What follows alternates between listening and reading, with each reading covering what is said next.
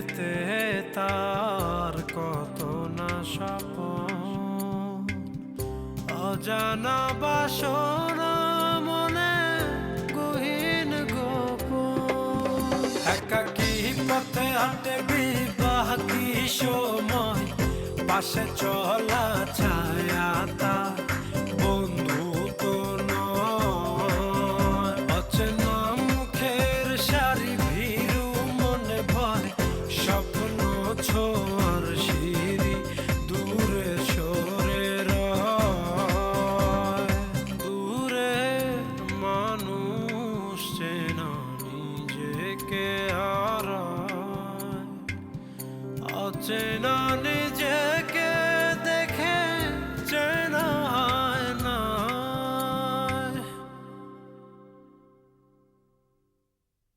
শোনো, তোমার একটা গল্প বলি। এক ছেলে আর একটা মেয়ে।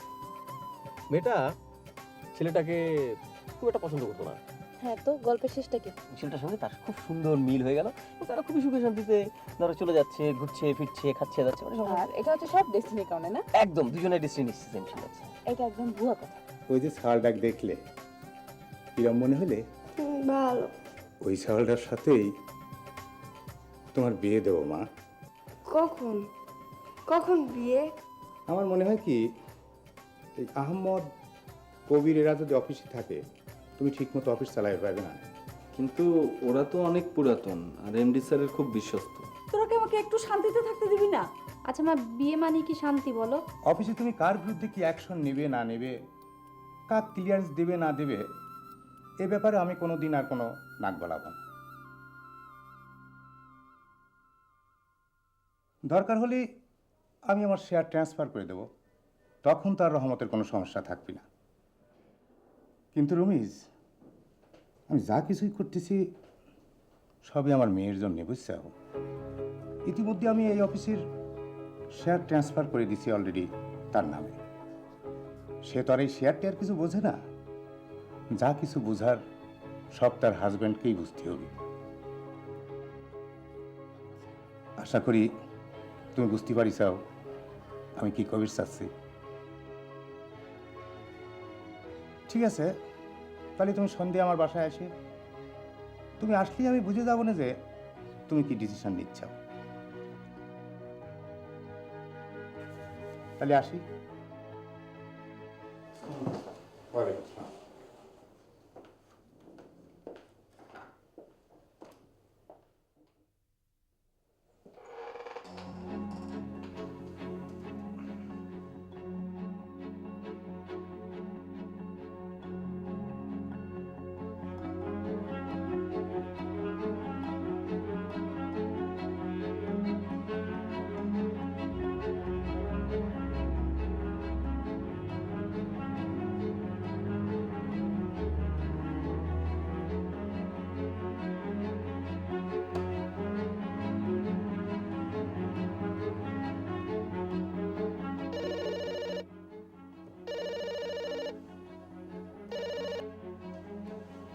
হ্যালো।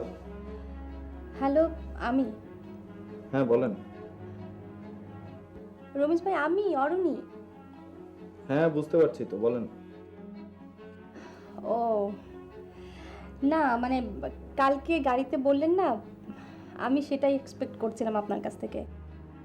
আচ্ছা হ্যাঁ, যাক রমেশ ভাই, আনোয়ারের ক্লিয়ারেন্সের বিষয়টা কি হচ্ছে? হ্যাঁ আমি ওটা দেখছি, আর এখন একটু ব্যস্ত আছি তো। আচ্ছা ওকে, শুক্রবারে আমাদের প্রোগ্রামটা তো ঠিক আছে না? হ্যাঁ হ্যাঁ, ওকে, থ্যাংক ইউ অরুণ, বাই।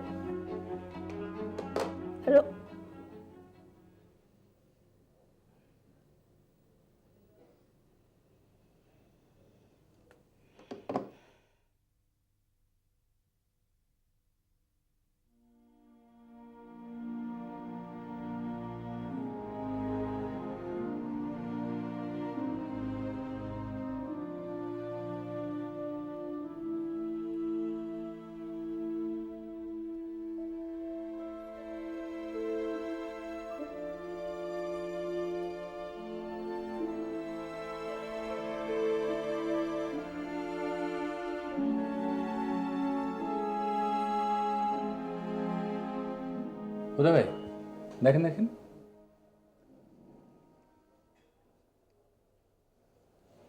দেখছেন?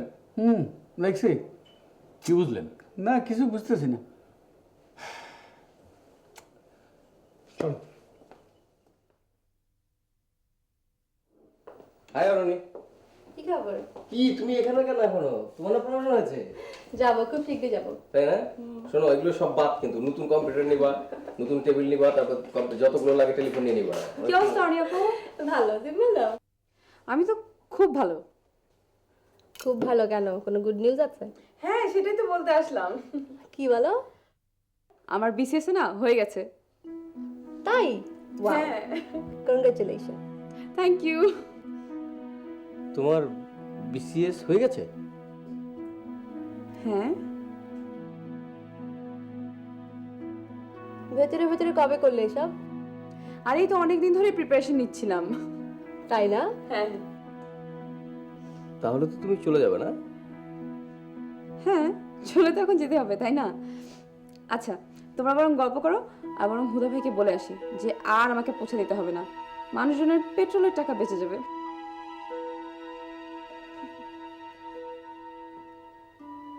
কবে করলো এসব? অরুণী, তাহলে এখানেই আছো, তাই তো? না না, ওই রুমে বসবো এই তো, খুব শীঘ্রই। থাকো, ভালো।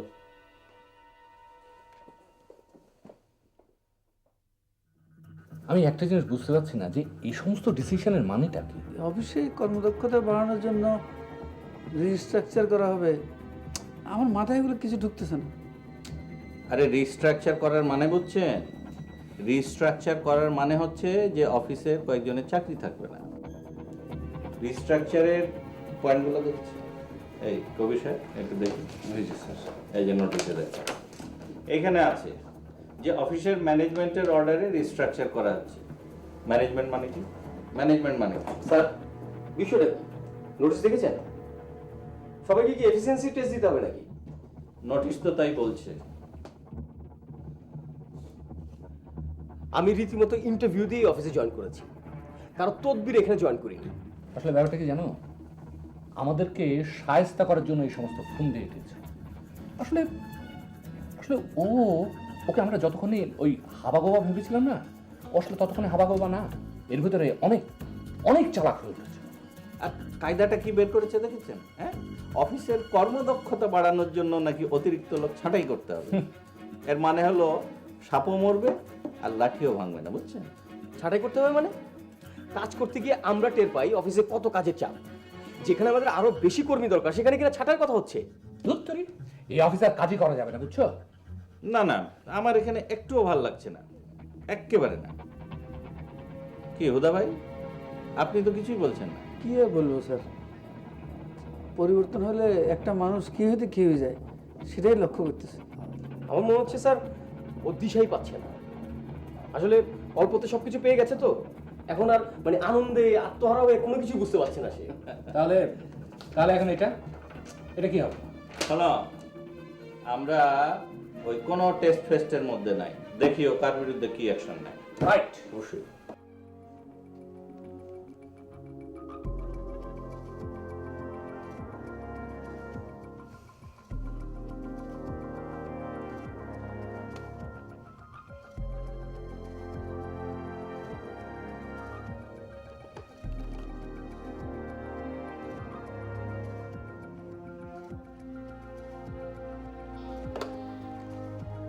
হ্যালো অরুণী, হ্যাঁ রমেশ ভাই, বলেন। কি করছেন? ওই যে আমার যে দায়িত্ব ছিল নতুন মেয়েটাকে বোঝাতে হবে, তো তার একটা চেক লিস্ট করছি। তাহলে তো খুবই জরুরি কাজ করছেন না? আচ্ছা, যে কারণে ফোন করেছি। আসবো আমি? না না না, আসার দরকার নেই, ফোনেই বলি। সেটা হচ্ছে ওই আনোয়ারের ক্লিয়ারেন্স তো সহজে দেওয়া যাচ্ছে না। দেয়া যাচ্ছে না? না, স্যার ওর ফাইল নিয়েছেন দেখার জন্যে, একটু সময় লাগবে। ও রমেশ ভাই, কোনোভাবেই কি ব্যবস্থা করা যাবে না? হুম, আমি গতকাল চেষ্টা করেছিলাম, পারিনি। সরি অরুণী। ও আচ্ছা,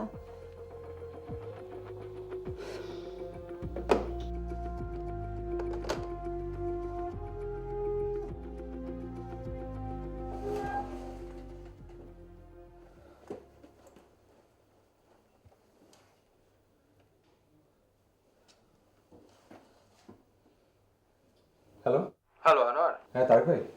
কি অবস্থা? মানে আমি তো ডিটেলস বলেছিলাম আপনাকে ব্যাপারটা, মানে ওই অযোগ্য লোকের হাতে ক্ষমতা গেলে যা হয় আর কি, খুবই ঝামেলা করছে। তাহলে সিচুয়েশনটা কি এখন? তারেক ভাই আমাকে জাস্ট একটা দিন সময় দেন তারেক ভাই, প্লিজ না না আনোয়ার, প্লিজ। আচ্ছা পরশু? No way. অফিসে একটা সিস্টেম আছে তো, কোনোভাবেই সম্ভব না। সরি। সম্ভব না? আচ্ছা আগামীকাল রাত 8টার মধ্যে দিলে? শিওর? পারবে তো? Sure sure sure. Okay then, আগামীকাল রাত 8টার মধ্যে দিচ্ছি আমি, ওকে? কাল রাত 8টা। ওকে থাকবে, thank you so much. Allah হাফিজ, বাই।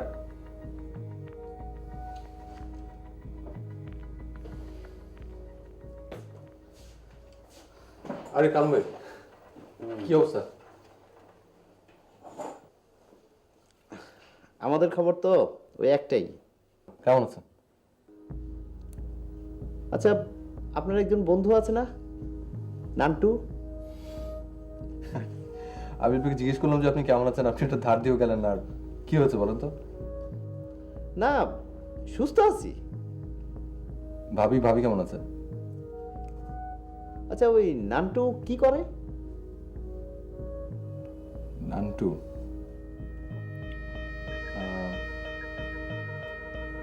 সম্ভবত ব্যবসা ট্যাবসা করে। ক্লোজ ফ্রেন্ড, অথচ তার পেশাটা জানেন না। ক্লোজ না, মানে ওরকম ক্লোজ ঠিক না, মানে পরিচিত আর কি। ও, পরিচিত না? হ্যাঁ। আচ্ছা, এই পরিচিতিটা কেমন? কালম ভাই চল চা খেয়ে আসি, ওঠেন। না, আমার হাতে সময় কম। তার চেয়ে বরং আপনি নান্টুর ফোন নাম্বার আর ঠিকানাটা একটু দেন। আচ্ছা আগে চলেন চা খাই, নিচে যাই। না, ঠিক আছে। কালম ভাই আমি অফিস থেকে চলে যাচ্ছি। জানি আপনি ক্রিয়েটিভ জোনে যাচ্ছেন, তবে তার আগে ওর ঠিকানাটা আর একটু ফোন নাম্বারটা দেন। আসলে নান্টুর ফোন নাম্বার বা ঠিকানা কিছু আমার কাছে নেই। আর অফিস মতিঝিল না কোথায় যেন আমি জানতাম আর কি, কখনো অফিসে বা বাসে কোথাও যাইনি। আর মানে আপনি যেরকম বলছেন যে ক্লোজ, মানে ওরকম ক্লোজ না।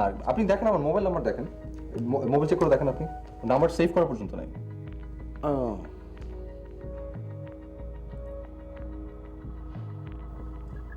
ওকে, ঠিকানাটা আপনি না দিলে কি আমি ঠিকই বের করে ফেলব। সেদিন আসল ধরাটা খাবেন। আজ তাহলে আসি।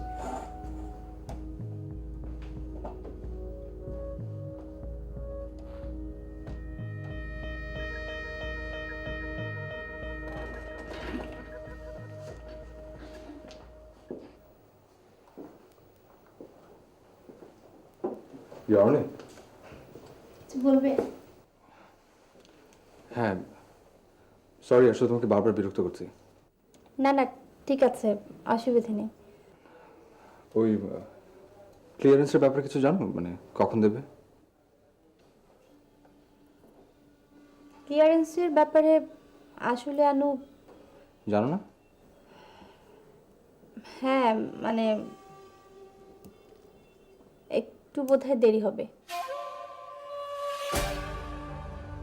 কেন দেরি হবে কেন? আমি তো ঠিক বলতে পারছি না।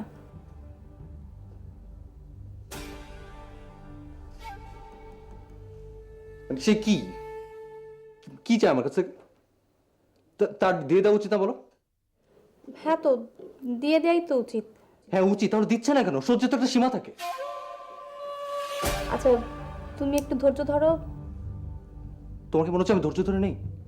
হ্যাঁ অনেক অন্যদের মতো একপাশে দৃষ্টি না আমার। বুঝেছি, আর একটু ধৈর্য ধরো, মনে হয়। ধৈর্য? আরে শোনো,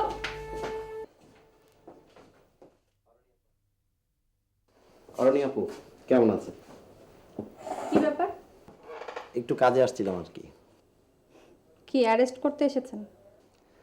ছি ছি আপু, লজ্জা দিচ্ছেন কেন বলেন? না, আপনি তো আগের দিন এসেছিলেন আমাকে থ্রেট করতে, তাই না? সরি আপু, কিছু মনে রেখেন না, একটু বিরক্ত করি। কেন? না, ওই দু একটা ইনফরমেশন জানার দরকার ছিল আর কি।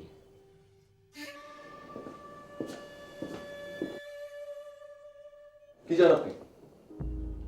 কি ব্যাপার? কি ব্যাপার মানে কি চান আপনি? বাইরে একটা সাইনবোর্ড আছে না, বিনা অনুমতিতে প্রবেশ নিষেধ। I don't care.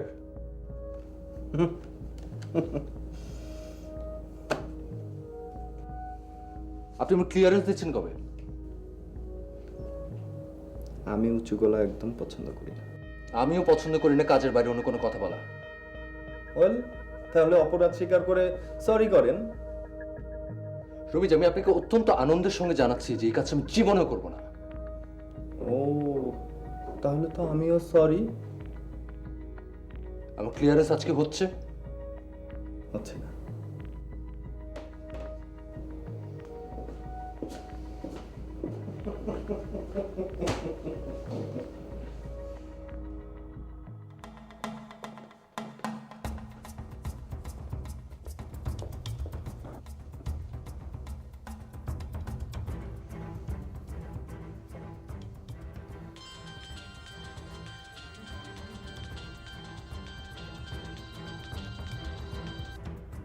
এখন ডান্টু শোন।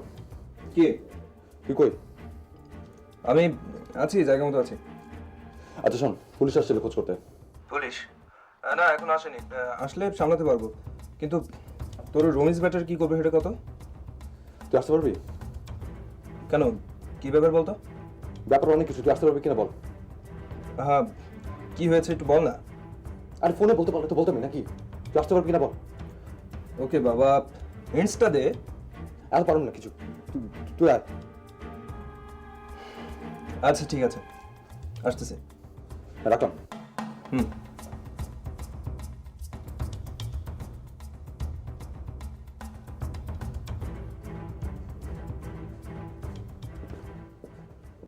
এই যে রমেশ, হুদা ভাই আসেন, বসেন বসেন। কে বলো তো? আচ্ছা, চা দিতে বলি না? না থাক। আচ্ছা হুদা ভাই, আপনি আমার এখানে আসেন না কেন বলেন তো?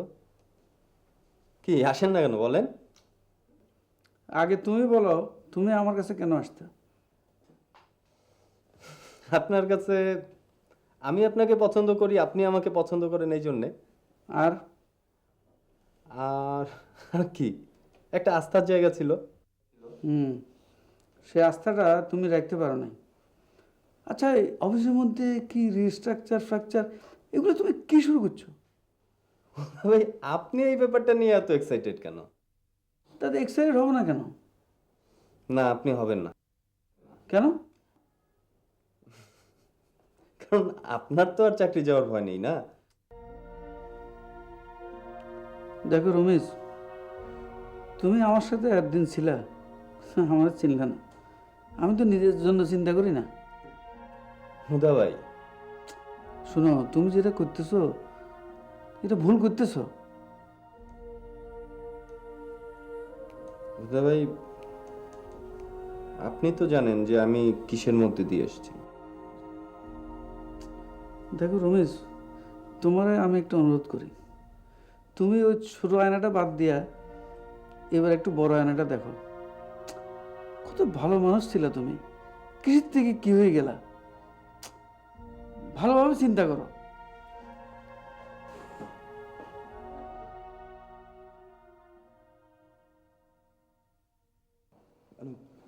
ডিরেক্টরের কাছে জানা চাও নাকি বলতো? আর না না, হেভি পাওয়ারফুল। কারো কথা।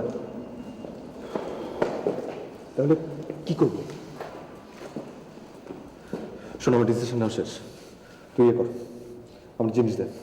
আনু পাগলামি করিস না। পাগলামি না নাটু, ও ও যদি এটা নিয়ে বাড়াবাড়ি করে তুমি দুজন ধরা খাবো। বিচি কয়টা লাগবে তো বল।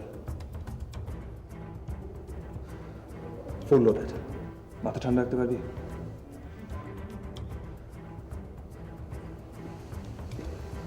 যাই না,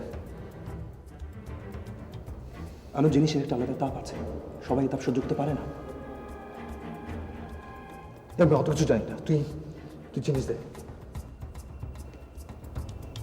আনু, শুধু মনে রাখবি এটা নিয়ে অনেক কিছু হতে পারে, আর তুই ঝামেলা জড়ালে হয়তো আমি তোকে বাঁচাতে আসবো, আর কেউ না। সো আমাকে ঝামেলা মুক্ত থাকতে হবে।